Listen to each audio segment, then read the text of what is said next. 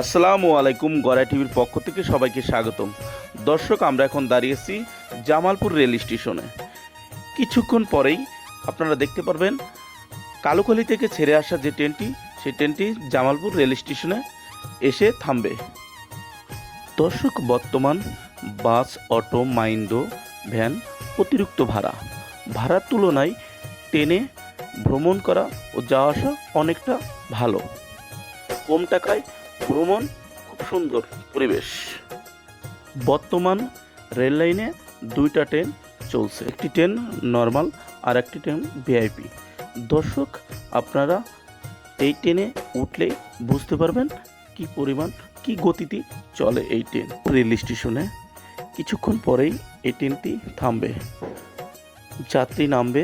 নামার পরে van station যাওয়ার সময় রেলের যে দুই পাশ দিয়ে কি পরিমাণ লোকজন যাওয়া আসা করে আপনাদের দেখানোর চেষ্টা করব।